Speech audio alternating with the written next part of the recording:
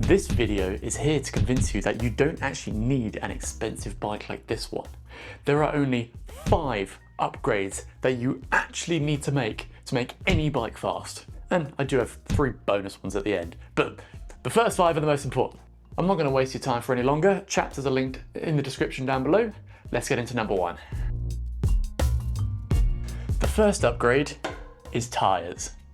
Tyres genuinely make one of the biggest impacts on your bike. And, well, they are one of the biggest areas of resistance, rolling resistance to be exact. A lot of bikes, especially lower end bikes, tend to be spec'd with very slow and quite uncomfortable tyres. This is because the hysteresis of the tyre isn't very good. Basically, when it stretches, it doesn't come back very quickly. That's the briefest explanation anyway. But upgrading your setup to a performance tyre is one of the best things you can do. First of all, it makes your bike more comfortable. Then there's the rolling resistance. Rolling resistance increases linearly with speed, and it's something that is always affecting you. Everywhere you go, no matter what speed you're doing, the rolling resistance is important. If you would like, I'm going to link in the description down below some data from Aerocoach and the website to bicycle rolling resistance, where you can check where your tyres and how fast they are compared to other tyres. Realistically for me, there are 3 tyres that I stick to. The Vittoria Corsa Pros, if you like the tan sidewall, the Continental GP 5000s, the normal or the STR versions, and finally the Pirelli P0 Race.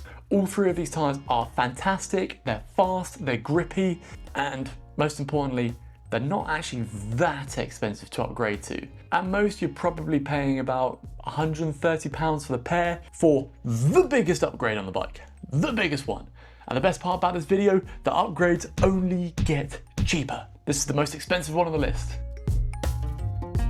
Upgrade number 2. You're probably wondering why I'm still by the tyre. That's because it's what goes inside the tyres. Inner tubes. Now you're probably familiar with these. These are butyl inner tubes, these black rubbery ones. They're slow. They're very slow. Upgrading these to something different is, again, one of the biggest upgrades that you can do. Now the beauty here is that you have a number of options. First of all, and my personal preference, nowadays we have TPU inner tubes. They're like a thermoplastic inner tube. Now when I compare these, obviously they are much smaller, take up far less space in your saddlebag, so you can carry 3 of these for one of these. They are also 1/3 of the weight. These are about 35 grams. These are like 120 grams, around those numbers. And finally, for speed, they're usually about 3 to 4 watts per inner tube faster in rolling resistance. Add that up over both wheels, you're looking at 6 to 8 watts faster. Now there are other options to TPU. These are just a nice cheap and easy option that I personally really love. You do also have latex inner tubes, which are a little bit quicker again, but a little bit more expensive, a little bit more temperamental. And anecdotally, people say they puncture a bit more. I'm not convinced on that one. Finally, your last option is tubeless. This is where you have sealant and no inner tubes inside. And this is, again, the fastest option that you have, the least rolling resistance. And this is something that is making you faster at all speeds, at all times. Right, for my 3rd upgrade, you're probably saying to me, Jace, you're still at the tyres. Yes. Yes, I am, because this next upgrade is free and it is getting your tyre pressures correct. So getting your tyres to the correct pressure is again going to make you faster. If the tyre pressure is too high, you're actually going to be jumping and skipping over the road, increasing your rolling resistance basically. It's going to feel faster when your pressures are high because it feels like the bike's more exciting, but you're not actually rolling as fast. You're pushing in more energy to achieve the same thing. If your tyre pressures are too low, you are at risk of pinch flats and stuff like that, and also causing uneven wear on the tyres as well. So just use an online tyre pressure calculator to get the correct pressure.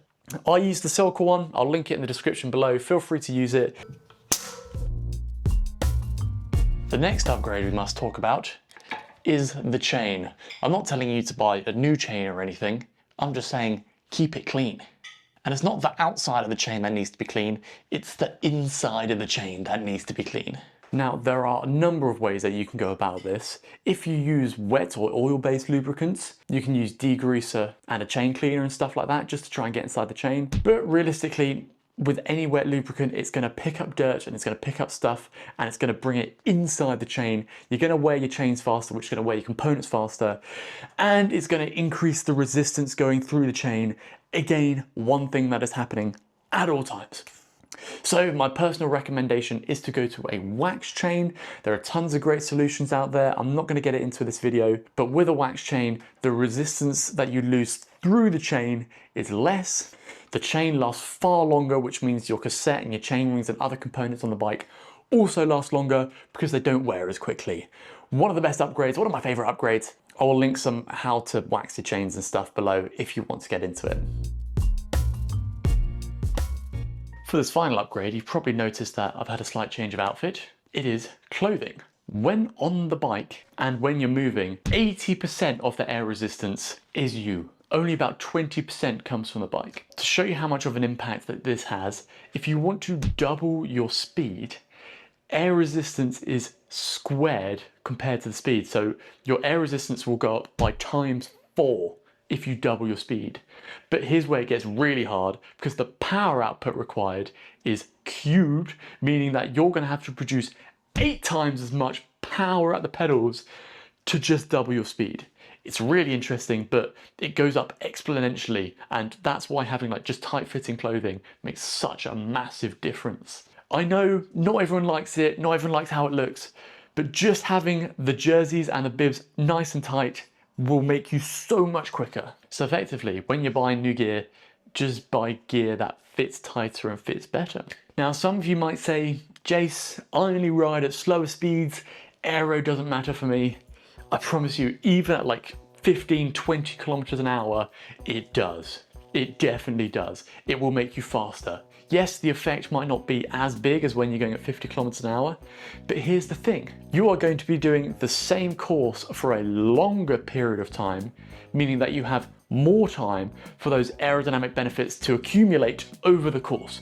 So as a percentage term, if tight-fitting clothing is, let's just say, 5% faster than loose-fitting clothing, it's going to be the same whether you're doing 50 kilometers an hour or 25 kilometers an hour. As a percentage, you're still going to get a 5% gain in overall speed. Roughly speaking, the maths is complicated, but for the sake of brevity in this video, that's how I'm going to explain it. Okay, I said at the beginning of the video, I'm going to give you 3 bonus tips, just because I think these ones are cheap or free to add on. So here's the first one, and the first one is body position.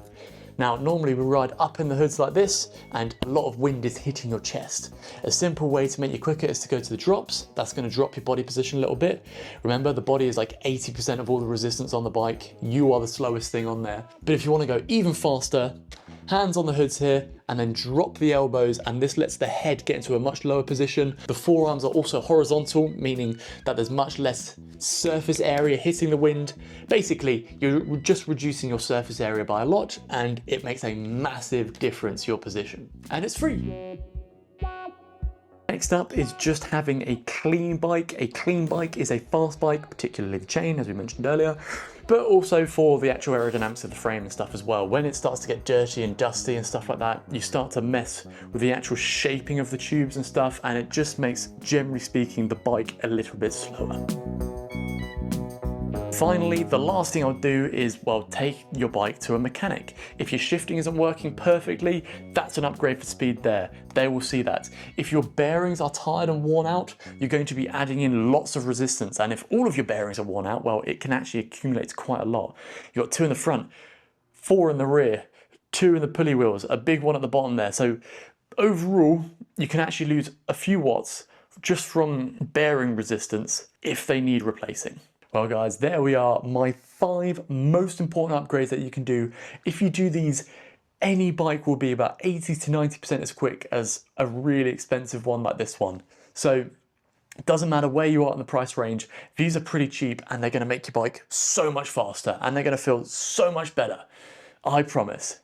So if you have any specific questions or things that you think I've missed, stick them in the comments down below, like cheap, quick upgrades that genuinely make you faster. And of course, if you want to hear about tons more, lots more of exploring, I have another video where I've got 23 upgrades that you can do to your bike. It does include these ones as like my primary things to do. But if you're looking for more ideas or other ways to get faster, they are on this video here. Finally, if you want to follow my daily shenanigans on Instagram, stuff like that, you can find me over here. But I've been Jason, this has been Cycling Unboxed. See you in another video.